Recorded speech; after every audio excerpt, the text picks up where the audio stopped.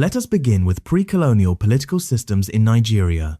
This is a very important topic in government. It appears in your exams every single year. By the end of this lesson, you will understand the political systems of the Hausa, Fulani, the Yoruba, and the Igbo before colonial rule, their features, the functions of their institutions, the checks and balances in each system, the similarities and differences between them, and how to answer exam questions. Take your notes, let us go. Before the British came to Nigeria, different ethnic groups had their own political systems. These systems were well organized. They had laws, courts, and leaders.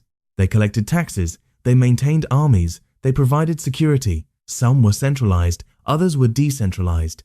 The three major systems were the Hausa, Fulani system in the north, the Yoruba system in the southwest, and the Igbo system in the southeast. Each system reflected the culture and needs of its people. Now let me explain the Hausa, Fulani political system. The Hausa, Fulani system was highly centralized. It was based on the Emirate system. The Fulani Jihad of 1804, led by Usman Dan Fodio, overthrew the Hausa kings and established the Sokoto Caliphate. The Caliphate was the largest state in West Africa. It was divided into emirates. Each emirate was ruled by an emir. The emir had absolute power. He was the political, religious, and military leader. He was also the chief judge. His word was law. The emir was appointed by the Sultan of Sokoto. The Sultan was the head of the Caliphate. He was the spiritual leader of all Muslims in the region. The structure of the Hausa, Fulani system had several officials. The emir was at the top. Below the emir was the waziri, who was the chief advisor. The waziri was like a prime minister. He advised the emir and supervised other officials. The Galadima was in charge of the capital city. The Madawaki was the commander of the army. The Dogarai were the police and tax collectors. The Alkali courts handled legal matters. The Alkali judges applied Islamic law, or Sharia. The emir could also hear cases and give judgments. The functions of the Hausa, Fulani political system included maintaining law and order, collecting taxes, defending the emirate from attack, administering justice, promoting Islam, and managing trade and agriculture. The system had checks and balances. The emir was advised by the waziri and other officials. He could not rule completely alone. The Alkali courts were independent. They applied the law without interference from the emir. The Sultan of Sokoto could remove an emir who did not follow Islamic law. The merits of the Hausa, Fulani system included strong central authority. The emir could make decisions quickly. The system was stable. It provided security. It also promoted Islamic education and culture. The demerits included the absolute power of the emir. There was no democracy. The people had no say in how they were governed. The system also favored the ruling class. The common people had few rights. Now let me explain the Yoruba political system. The Yoruba system was also centralized, but it had more checks and balances than the Hausa, Fulani system. The head of the Yoruba system was the Oba. The Oba was the king. He was considered divine. He was the political, religious, and judicial head. The most famous Oba was the Oba of Benin. In Yorubaland, the Oyo Empire had the Alafin as the king. The Alafin was the political head. The Oyomesi were the 7 kingmakers. They advised the Alafin. They could also force the Alafin to commit suicide if he abused his power. This was a very strong check on the Alafin's power. The Basharun was the head of the Oyomesi. He could criticize the Alafin. He could order the Alafin to open a case. He could even order the Alafin to die. The Ogboni cult was another powerful group. The Ogboni were the religious authorities. They also served as judges. They checked the power of both the Alafin and the Oyomesi. They ensured that everyone followed the law. The Ona Kakanfo was the commander of the army. He led the army in war. He was appointed by the Alafin, but he could also become a threat to the Alafin if he became too powerful. The functions of the Yoruba political system included lawmaking, adjudication of disputes, defense of the kingdom, collection of taxes, religious ceremonies, and administration of trade and markets. The system had strong checks and balances. The Oyomesi could check the Alafin. The Ogboni could check both. No single person had absolute power. The merits of the Yoruba system included the separation of powers. Different groups had different functions. There were checks and balances. This prevented tyranny. The system also allowed for consultation. The Alafin had to consult the Oyomesi before making major decisions.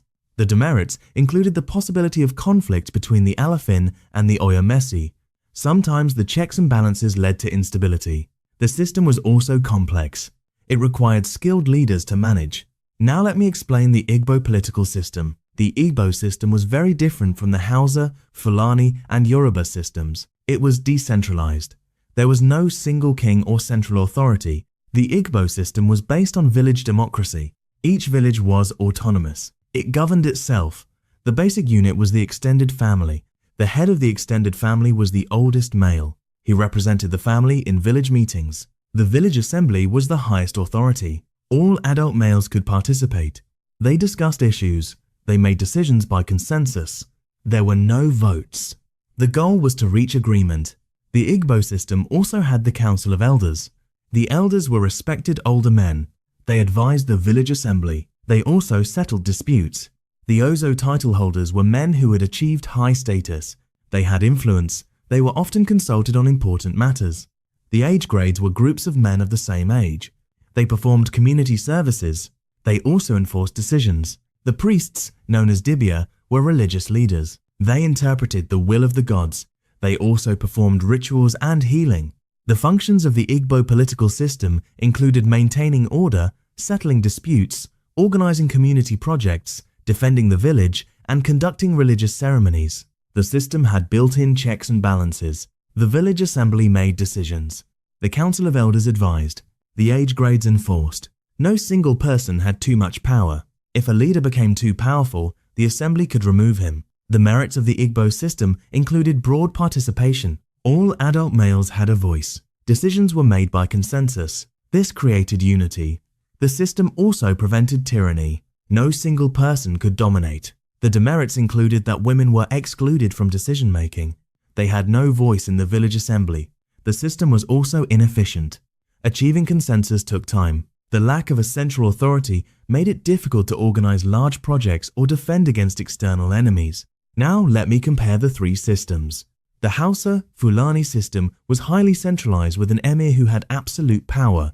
The Yoruba system was centralized but had strong checks and balances. The Igbo system was decentralized with no single ruler. The Hausa, Fulani, and Yoruba systems had hereditary rulers. The Igbo system had no hereditary rulers. Leaders earned their position through achievement. The Hausa, Fulani system was based on Islamic law. The Yoruba system was based on traditional religion and customs. The Igbo system was based on village democracy and consensus. The Hausa, Fulani emir had the final say. The Yoruba Alafin shared power with the Oyomesi and Ogboni. The Igbo village assembly made decisions collectively. The Hausa, Fulani system was the most authoritarian. The Igbo system was the most democratic. The Yoruba system was somewhere in between. A common exam question asks you to describe the political system of the Hausa, Fulani. Here is a sample answer. The Hausa, Fulani political system was highly centralized. It was based on the emirate system. The emir was the absolute ruler. He was the political, religious, and military leader. He was advised by the waziri and other officials. The alkali courts applied Islamic law. The Sultan of Sokoto was the head of the caliphate. The emir could be removed by the sultan. The system was stable and provided security, but the emir had absolute power and the people had no say. Another exam question asks you to explain the features of the Yoruba political system. Here is your answer. The Yoruba political system was centralized but had strong checks and balances. The Alafin was the king. He was advised by the Oyomesi, the 7 kingmakers. The Oyomesi could force the Alafin to commit suicide. The Ogboni cult checked both the Alafin and the Oyomesi. The Ona Kakanfo was the army commander. The system had separation of powers and prevented tyranny. However, it was complex and could lead to conflict. Another exam question asks you to discuss the Igbo political system. Here is your answer. The Igbo political system was decentralized. There was no single king. Each village was autonomous. The village assembly of all adult males was the highest authority. Decisions were made by consensus. The Council of Elders advised. The age grades enforced decisions. The system allowed broad participation and prevented tyranny. However, it was inefficient and excluded women. The lack of central authority made it difficult to defend against external enemies. Another exam question asks you to compare the three pre-colonial political systems. Here is your answer. The Hausa, Fulani system was highly centralized with an absolute emir.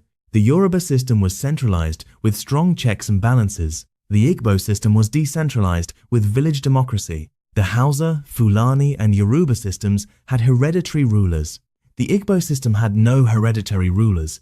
The Hausa, Fulani system was based on Islamic law. The Igbo system was based on consensus. The Yoruba system was between the two. Each system reflected the culture and needs of its people. Here is what you need to take away. The Hausa, Fulani system was centralized with an absolute emir. The Yoruba system was centralized with checks and balances through the Oyomesi and Ogboni. The Igbo system was decentralized with village democracy and consensus. The Hausa, Fulani system was the most authoritarian. The Igbo system was the most democratic. Understanding these systems is essential for understanding Nigeria's political history. They formed the foundation upon which colonial and post-colonial governments were built. Practice these concepts. When you have them down, move to topic 2.